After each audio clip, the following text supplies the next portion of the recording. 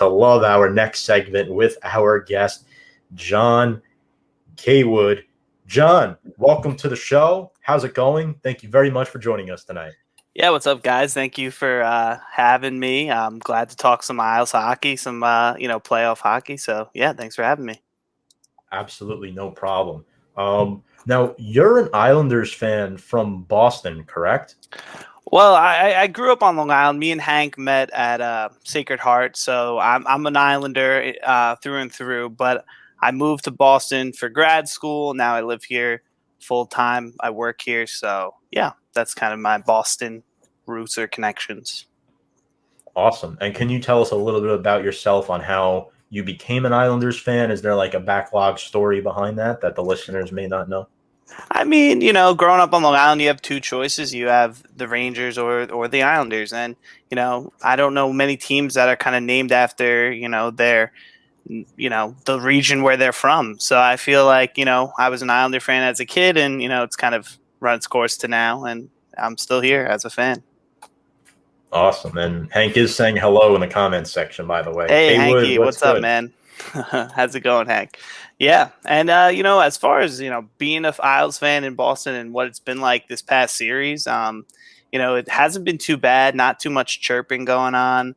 I went to a game, on Lansdowne Street for game one, and fan base, the Boston fan base, very laid back. I was surprised. I thought I would be, chirped a little bit more, but, I wasn't too confident in that game one against, with Sorokin in net. So it was kind of ho-hum in there, nothing too, crazy. So it wasn't bad. It's not bad being an Islanders fan up here. Awesome. Actually, I'm a Rangers fan, but my co-host Kyle is an Islanders fan. So there you go, Kyle. You're on the good side, man. But next question I have for you is, did you expect the Isles to be able to get past the Bruins without their captain, Anders Lee?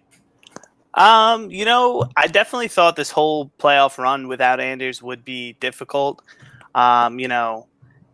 People who stepped up in his kind of place, it's kind of like I kind of equate to like Moneyball to a degree, because you're getting a little bit of what Anders does in different guys. Like Kyle Palmieri, he goes to the dirty areas. He's getting those goals for you this playoff run. Josh Bailey, he's making some good awareness passes. Yesterday we saw it on that pass to Barzy breaking down the ice. And, you see it in Leo Komarov, who's been taking over that role for Anders. And he's been checking people. He's been that physical presence. So you're kind of getting a piecemealed Anders Lee through other guys just stepping up. And that's kind of where you're finding it. And, I guess from an Islanders fan and fan base perspective, I'm not sure what they thought. I thought that, we made it last year in the bubble as far as we did.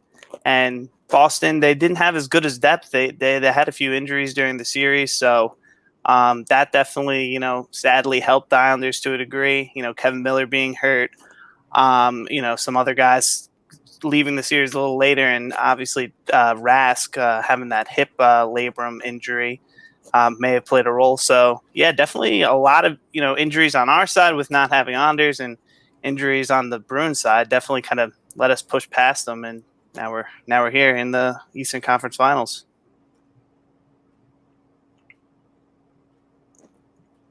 Kyle, go ahead. Oh! I thought we were moving on. No.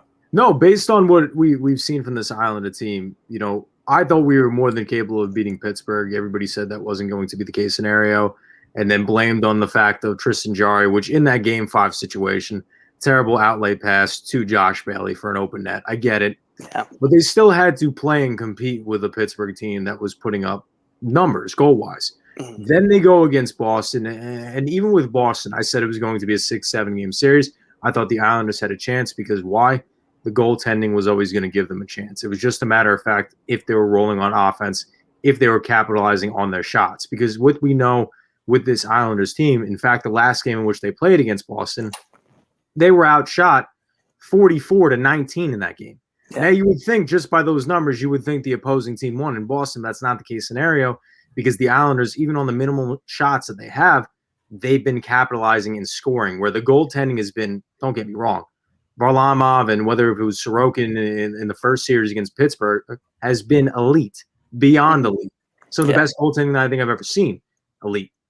But they've been scoring, and that's what's been helping. Contributions from guys like J.G. Pajot, guys like Palmieri, who, the second half of the season, people were saying, oh, Lou Lamoriello gave up a first-round pick and whatever for this guy. You know what? I don't care that he had 2 goals in the regular season for the Islanders. Why? Because he has 7 goals plus all the points from assists in the playoffs, and that's where it counts. That's where it matters. I don't care what you did in the regular season. You look at regular season, here's a prime example. Taylor Hall, and I talked about it the entire way. I said first-handed, Boston got a steal.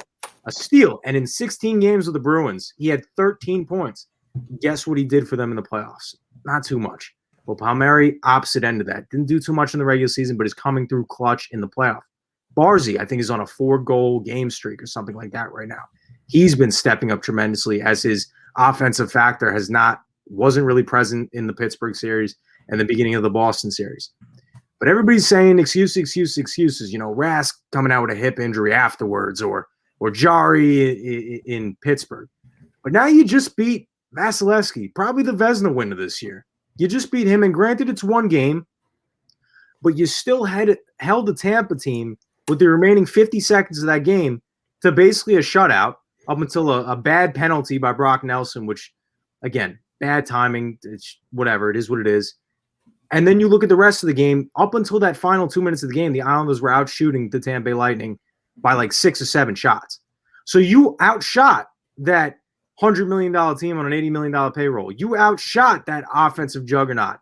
You protected more shots on same amount of shots on goal, but better than the Vezina winner. They can compete with these teams. It's just a matter of doing it consistently and capitalizing, like I said, on those minimal shots. And they've been doing that, and that's why they are moved on to the point at which they're at right now. Yeah, and you talk about how maybe the fan base was a little upset by a first-round pick for just Kyle Palmieri, but they got another guy in that deal, Travis Zajac, who's been playing out of his mind, since Oliver Wahlstrom kind of left the lineup. So, and he's been really great on the forecheck and doing some Leo Komarov type stuff. So, we cannot forget that he was a part of that deal because he's making his impact felt this playoff run too. Yeah, absolutely. I think Kyle Palmieri has been an excellent addition for you guys. Now, I know, John, I mentioned Anders Lee just a couple moments ago, but if there's one player you had to pick, can be offense, defense, netminder, whoever, who has stepped up the most in his absence? Like, not maybe who the best player is, but who has assumed that new captain type of role? Captain type of role, I would say. Definitely I'm not in the locker room. I have no idea, but I feel like a quiet leader on that team is Josh Bailey. He's one of the longest tenured guys. He doesn't seem like the rah-rah type guy, but he puts his head down, he gets to work, and, he really has a playoff switch that he's able to switch every playoff season, it seems like. So I would say for this playoff run, it's definitely been him. I think, that fourth line between Cal Clutterbuck, Casey Cizikas, and Matt Martin, those 3 guys are, all play an influential role as leaders on the team. So I would probably say, a mixture of those 4 guys for sure. I would say, even though he's still very young and still has so much hockey left to play in his career, I would honestly say Barzal. And it's because of how we entered and exited last season. Being up for a contract, being talked about, can this guy lead a team offensively? Saying, can this guy be clutch? We know he's probably one of the best puck handlers in the entire sport, but can he capitalize when it matters? And you watch in these games, whether he's turning the puck over or not, whether he's taking a hit or not, he hustles on every single play. Every single play. He's a setup man. He's scoring his own goals now. Like I said, I've seen plays where he gets absolutely pit out of his mind, gets right back up, skates back to the other side of the ice, and plays on defense as well. And then whether or not he turns the puck over, hustles right back. He's leading by example, and he's doing a great job as one of the young studs on this team, one of the younger players on this team, and showing that he is deserving of that contract in which the Islanders gave him. Absolutely. Another thing I want to bring up, too, is Barry Trotz. Obviously, one of the top head coaches in the NHL. We saw what he did with the Capitals a few years ago, and now last year, the Islanders made the conference finals as well. And then the year before that, they were able to get past Pittsburgh. This is 2 out of the last 3 playoffs they've gotten past Pittsburgh. Kyle and John, what do you guys feel about Barry Trotz? I mean, he seems to be the answer that you guys are looking for. Now it just seems, can they get over the hump that is the Tampa Bay Lightning? Because, again, this is the exact same series as last year and 2 very similar teams.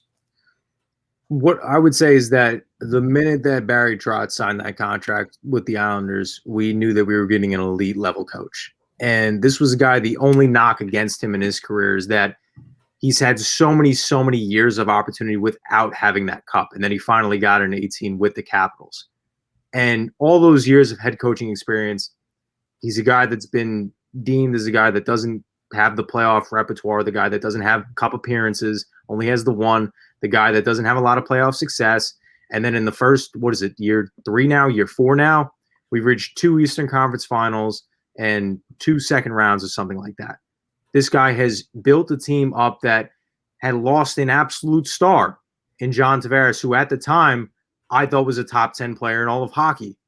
And they've managed to, with the help of Lou Lamoriello, his presence has it been somewhat missed having that star factor? Absolutely. But in terms of presence, goal scoring wise and competing and winning games, no. In fact, I think since the John Tavares departure, we've won 6 series compared to John Tavares winning 0 with the Maple Leafs. They've absolutely turned this franchise around completely. While it is an older team and maybe it's not built for the long-term future, they will be competing and they've been competing. And we've seen this successfully coming along. And something that I'd like to bring up with that last year being against Tampa was that they were coming off a 7-game series with the Philadelphia Flyers while Tampa only had like a 5 or 6 game series. And then if we remember the way it worked out, those teams then had to travel from Toronto to Edmonton. The Islanders had traveled to Edmonton late, and I think they actually had to play that next day with barely a day off whatsoever. And that's why they absolutely got steamrolled in an 8-2 loss. Now we've seen the series were similar. The Tampa closed off the Hurricanes in 5. The Islanders closed off Boston in 6. They've had similar types of rest. Again, they are playing in Tampa. But again, we've seen that even though the goaltending has been outstanding, and by the time it was last year, we saw the goaltending kind of phase out a little bit because of exhaustion, having Sorokin come in for that first series for Pittsburgh really has been deemed to be clutch, because last year was heavily dependent upon and completely dependent upon Varlamov, whereas now he's had a whole round of rest, and you're getting that stellar performance from Varlamov night in and night out between the Boston series and Game 1 against Tampa. Yeah, and I think, when you're talking about Barry Trotz, I mean, I feel like the only comparable coach might be Joel Quenneville. I think those are 2 coaches you plug in on any team, and they're going to make the playoffs that first year. That maybe you take San Jose or an Ottawa or maybe even the Buffalo Sabres that are kind of at the basement, and you put those 2 coaches on either of those teams, and they'll make the playoffs and they'll really make a difference. I mean, kind of what you were alluding to, Kyle, like in the 3 seasons that Barry Trotz has been the head coach of the New York Islanders, they have 26 playoff game wins. In that span, the team he left, the Capitals, a cup reigning team before he left, they've seen 3 first-round exits. So you see the impact. The roster is pretty much the same. You miss a few guys like Burakovsky and some guys on the blue line, but other than that, it's pretty much the same team. So the one key piece that's missing is Barry Trotz. So yeah, he definitely influences the team big time, and definitely a major cog in why they're where they are. That's definitely great to see that you guys now have a head coach like Barry Trotz. And a comment on him from Sal: Trotz is really good. The problem is, till his last year with the Caps, he couldn't win the cup with the best player in hockey. Needs to prove it with the Islanders, because, again, I don't follow the Islanders as closely as you guys, but it doesn't seem like the Islanders have that Ovechkin type of player, as where this comment that James brought up, how they work well as a team and they all feed off of one another. I think that if you intertwine that with Trotz's coaching style, I think that leads to heavy success, and it could lead the Islanders potentially to the Stanley Cup final. Yeah, I completely agree with James. Again, I've said this numerous times on this show alone, is that the Islanders don't have the Connor McDavid. They don't have the Nathan McKinnon. They don't have the Artemi Panarin. They don't have the Alex Ovechkin. But at the end of the day, it doesn't matter if you have one guy scoring 10 goals in the playoffs or three guys scoring three and maybe four apiece. As long as those goals are coming from somewhere, it doesn't matter. And in fact, having one threat versus the amount of guys that the Islanders have, where on any given night, like James is alluding to, some guy can be successful upon you, right? Ryan Pulock scores the second goal in that game one victory against Tampa as a defenseman. Contributions have come from all around this Islanders team. Is there obviously lesser parts? Absolutely. But everybody has contributed in some way, whether it's offensively or defensively, night in and night out, and that's why they've been as successful as they have been, even without that lack of top 5, top 10 player in the entire NHL. Yeah, and I think I might have this stat right. The last 3 Hart Trophy winners all had first round exits. So just because you're putting up a lot of points and you have the best player in hockey does not necessarily mean playoff success right off the bat. So a guy like McDavid, you hope he gets some tutelage or is around to make a team replicate more what the Islanders look like. But yeah, I mean, one player is not a team, that's for sure. And we do have another comment here from Hank. Bringing in Lou Lamb also gave them instant credibility. Thoughts on that? Yeah. Like I said before, having John, you just brought up tutelage. For bringing a guy that's had so much success in this league before, bringing that into the Islanders organization as opposed to past history where we've seen with Garth Snow and others as well. They've kind of turned the mantra of this team completely around within these, like I said before, 3-4 years of them being present within the Islanders organization completely. They've been active in almost every single trade deadline. Key piece, J.G. Pajot, huge last year in the playoffs, huge this year again in the playoffs. Bringing in Kyle Palmieri, although he wasn't really very present and active during the regular season second half, I think he might lead the team in playoff goals right now. He's been extremely active offensively.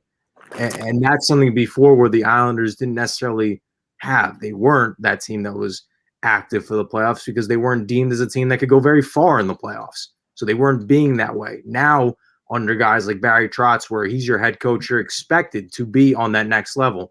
Where you have Lou Lamoriello running the ship, you're expected to reach this point year in and year out, second round, Eastern Conference Finals, and eventually, hopefully, get to the Stanley Cup Finals. That's the type of pedigree that they bring to the table. And because of their repertoire and because of their resumes, the Islanders have been able to take that on. Yeah, and you can't knock anything Lou's done. He's a fantastic hockey mind, and he's done a lot and filled some holes on this team. I think credit needs to be given to Garth Snow, though. He did swing a lot of good trades. He got Nick Leddy, he got Johnny Boychuk back in the day to shore up the blue line when we were kind of fumbling around with bits and pieces. He made that Griffin Reinhardt trade that ended up turning into Anthony Beauvillier and Matt Barzal. So, you kind of have to look back. He drafted the Josh Baileys, the Brock Nelson. So a lot of credit needs to be given to him for the foundation he gave Lou, and then Lou hiring Barry, who got the most out of that foundation. So, but definitely got to give hats off to Lou. He's been fantastic for them. Yeah, he's done an outstanding job. Folks, keep the comments coming. Tom Scavetti here with Kyle Russo and John Kaywood, couple of Islanders fans, and discussing the Islanders' success as of late, and defensively, too, in Game 1 against Tampa. You guys looked really good. Not only did you win 61% of the faceoffs, you held them to 31 shots on goal, and what was I about to say? They're one goal in that game, so the 2-1 win, the goal came in a 6-on-4 situation late with under a minute or two left in the game. So it's not like this was a close game throughout. The Islanders controlled the entirety of this hockey game. Yeah. And the question now is, are the Islanders able to not beat Tampa Bay in Game 1, but are they able to win a series, win 4 games against the Lightning team that has the playoff points leader in Nikita Kucherov or Braden Point, who leads the NHL playoff goal mark with 9? It's going to come down to guys like Kyle Palmieri, Barzal, as you guys mentioned, We actually had a comment on Barzal from Daniel Bakley saying Barzal has filled in for Tavares while bringing in players to fit the Trot system. Exactly. It's worked out wonderfully for these guys. But back to my point, game 2 is going to be a whole different animal because if you take 2 in Tampa Bay, now you're really looking good. All the Islanders had to do was take 1 game in Tampa Bay and you control the series. So the Islanders, win or lose tonight, they already did their job in Tampa Bay. Agreed. Because the Islanders, they've been one of the best home teams, throughout the regular season and throughout the postseason as well in all of hockey. And the thing where I really look at this game, with the exception of that late penalty with Brock Nelson, they played structured, good hockey. No penalties committed because, John, as you know, Tom, as you know, you give Tampa a chance on the power play. They are one of the best power play teams in all of hockey. They are also one of the best penalty kill teams in all of hockey. So even though the Islanders have been a decent team on the power play this postseason, they really don't allow you much room to have that opportunity to score and flourish in an area in which you're good in.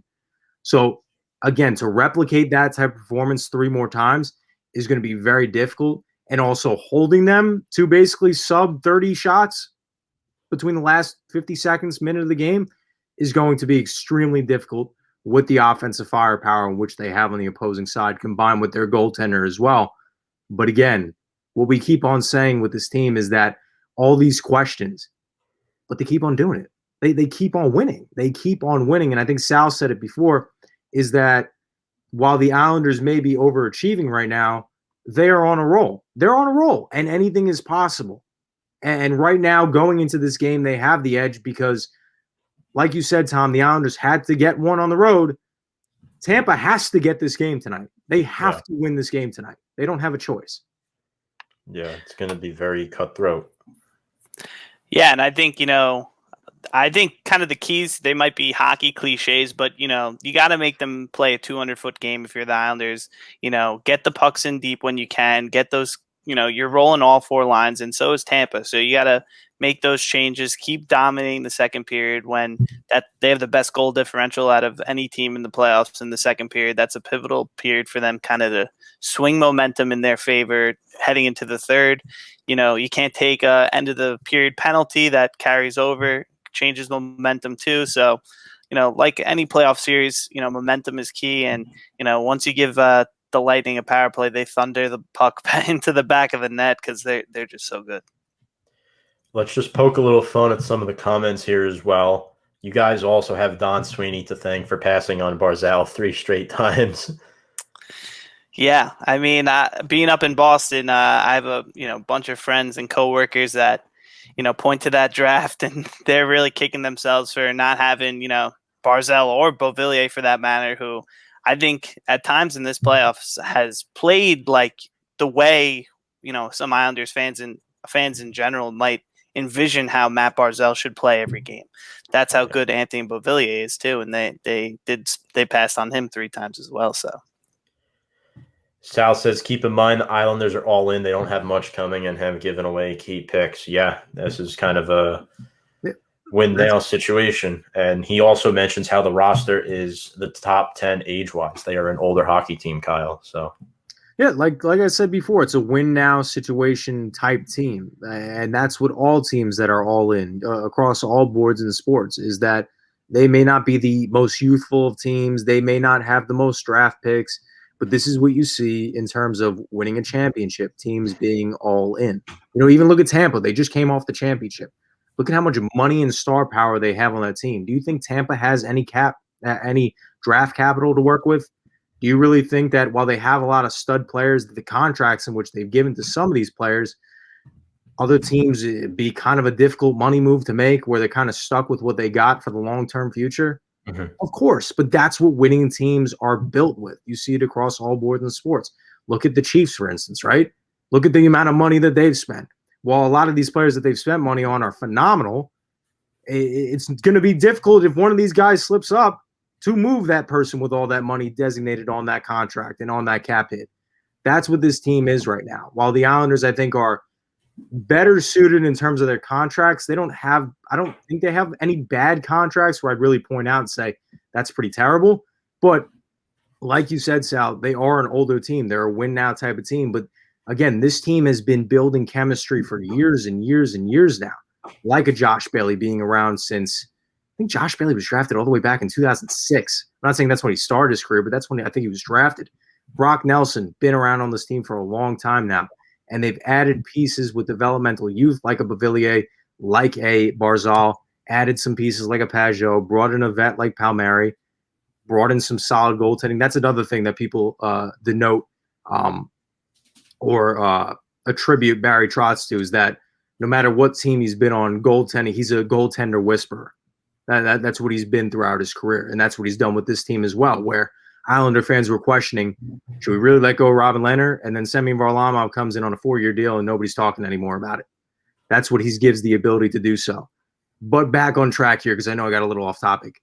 They are more than capable of winning with the team they got, no matter what age they got, because that's the type of rosters. You don't see 25 and under teams making to the Stanley Cup Finals. You see teams with experience, veteranship, and some championship pedigree all put together into one melting pot with good coaching.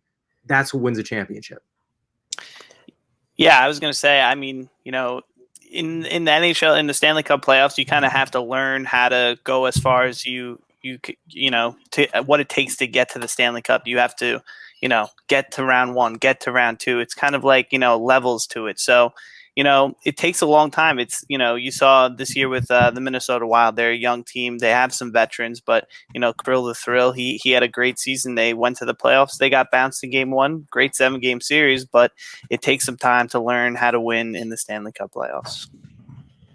Yeah, you guys brought up a lot of propelling points revolving this team, and I think we've poked at the bushes quite enough. Why don't we make our series predictions? And John, as the guest, I'd love to start with you. Where's your head at? Who do you have coming out on top?